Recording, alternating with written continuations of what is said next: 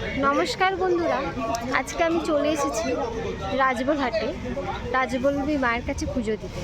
আজকে আমাদের মানসিকের পুজো রয়েছে, তো সেই জন্যই আমরা এসেছি। আমার মাসি দেবে মানসিকের পুজো আমার জন্যই আর কি।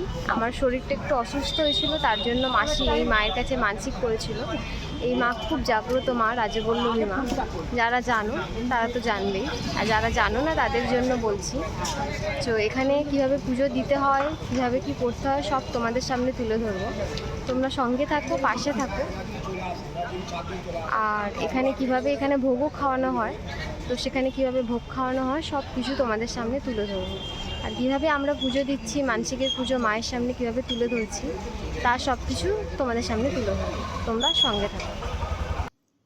এই যে চলো দেখে নাও, এটা হচ্ছে মেন মন্দিরে ঢোকার গেট। মেন মন্দিরে দেখো রাজবল্লভী মা লেখাই রয়েছে। আমি আর বোন আগে আগে যাচ্ছি আর কি, মা মাসিরা সব পিছন পিছন আসছে। আর এরপরে তোমরা দেখতে পাবে মেন বড় রাজবাড়ির মন্দিরের বাড়ির গেট, একদম বাউন্ডারি করা যে গেট, সেই গেট আসতে চলেছে। এবার কথা হচ্ছে তোমরা এখানে আসবে কি করে। প্রথমত সবথেকে সোজা একদম রাস্তা হচ্ছে বাস। হাওড়া থেকে রাজবলহাটে ডাইরেক্ট বাস রয়েছে, একদম মায়ের মন্দিরের সামনে নামাবে। এটা তোমরা আসতে পারো। আর ট্রেনে করে আসতে গেলে যারা ট্রেনে আসবে, হাওড়া থেকে ট্রেন ধরবে, তারকেশ্বর লাইনের ট্রেন।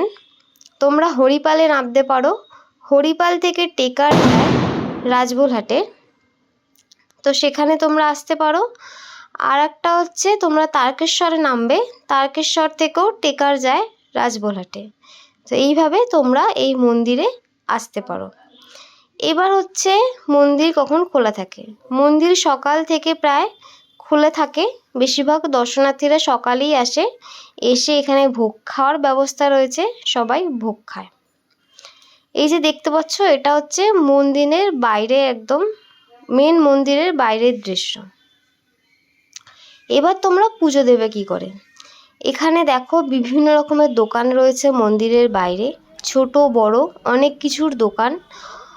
যা তোমাদের দরকার লাগবে, দশকর্মার দোকান, মানে মিষ্টি, ফুল, সব কিছুর দোকান এখানে রয়েছে। দেখো আমার মাসিরা সব কেনাকাটি করছে পুজোর জন্য, যা যা লাগবে মালা নিচ্ছে। এই যে আমার মাসি দাঁড়িয়ে রয়েছে, আমার মাও রয়েছে।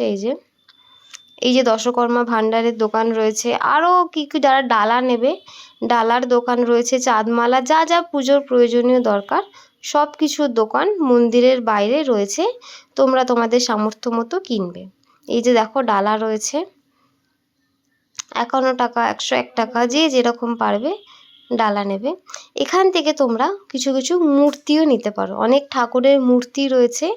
তোমরা এখানে অনেক কেনাকাটি করার ব্যবস্থা রয়েছে, জায়গা রয়েছে, কিনতে পারো। আর এখানে মায়ের ছোট বড় অনেক রকমের ফটো রয়েছে, এটাও তোমরা ঘরে নিয়ে যেতে পারো। এই যে দেখো, দেখে নাও। এই যে দেখো সব দল বলে পুজো দিতে যাচ্ছে ডালা কিনে। আর মন্দিরের সাইডেই মেলা রয়েছে কিছুটা, ছোট এলাকা জুড়ে।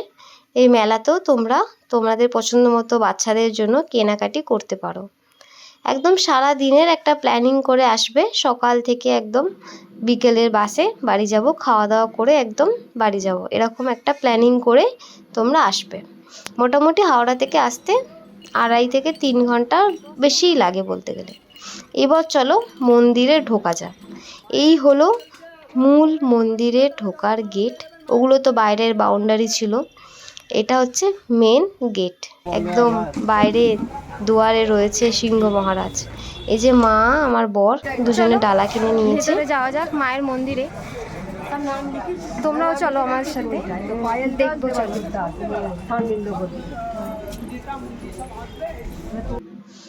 এই যে মন্দিরের ভেতর প্রবেশ করে গেছি। এবার তোমরা দেখতে থাকো যে মন্দিরটা কীরকম কি। বিশাল বড় এলাকা জুড়ে একটা মন্দির রয়েছে। মন্দিরটা রয়েছে মায়ের।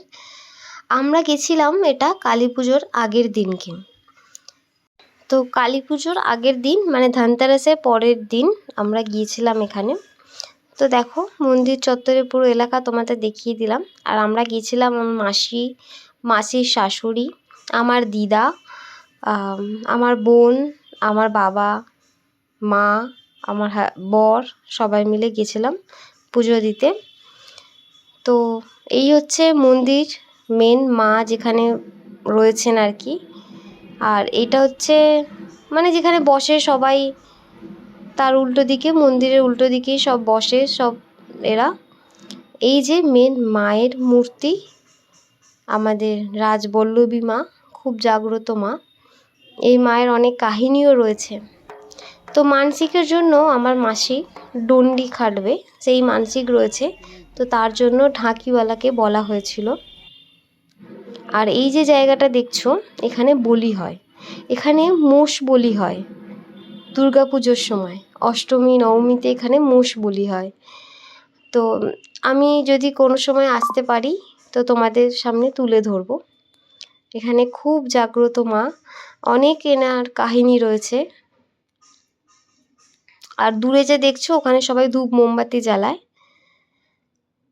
এখানে যে যার মতো ডালা কিনে মায়ের কাছে পুজো দাও। আর এই যে আমরা যাচ্ছি এবার, আমার মাসি যাবে চান করতে মায়ের পুকুর বলতে পারো। আগেকার দিনে কথা আছে, মানে শোনা কথা আর কি, আগেকার মানুষের কাছে এই মা নাকি এই পুকুরে স্নান করে মন্দিরে প্রবেশ করতেন। অনেক গল্প রয়েছে। এই হচ্ছে মায়ের পুকুর। তো যারা যারা মানসিক করে বা ডন্ডি খাটে, এই মায়ের পুকুরে চান করে তারপরে ডন্ডি খাটতে হয়। তো দেখো আমার মাসি সেটাই এই মায়ের পুকুরে চান করছে।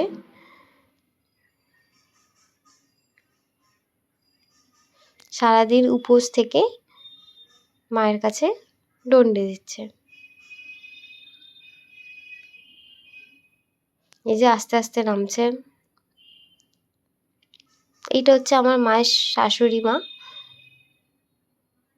যে সাদা রঙের শাড়ি পরে রয়েছে, এই যে ঘি লাল ওপর, আর পিছনেরটা আমার মা। এই যে আমরা একটু মায়ের পুকুরের জল মাথায় ছিটিয়ে নিচ্ছি। আর আমার বাবাও নেমে পড়েছে আর কি জলেতে, বলেই গিয়েছিল মায়ের পুকুরে চান করবে। এই যে আমার মাসির স্নান করা হয়ে গেছে, এবার ডন্ডি খেটে খেটে মায়ের কাছে যাবে। এই যে ডন্ডি খাটা শুরু হয়েছে। আমাদের আসলে অনেকটা বেলা হয়ে গিয়েছিল, যেহেতু মায়ের মন্দিরটা পুরোটাই পাথর বা একদম মার্বেল দিয়ে প্রচণ্ড গরম হয়ে গিয়েছিল।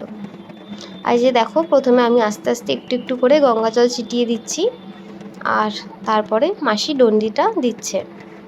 আর এই ছোট্ট মেয়েটা যে দেখছো সাদা রঙের আর লাল রঙের স্কার্ট পরে, এটা আমার মাসির জায়ের মেয়ে। আর যে ব্লু কালারের স্কাই কালারের চুড়িদার পরে আছে, এটা হচ্ছে আমার মাসির মেয়ে, আমার বোন হয়। এই যে আমার মাসি, এই যে দেখছো পুরোটাই মার্বেল, তো প্রচণ্ড গরম হয়ে গেছিলো আর খুব কষ্ট হচ্ছিল। সবই মায়ের দয়া, মা সব পার করে দিয়েছে। আর আমাকেও মা সুস্থ রেখেছে, সব অসুস্থতা কাটিয়ে আজ ভালো আছি আমি মায়ের আশীর্বাদে।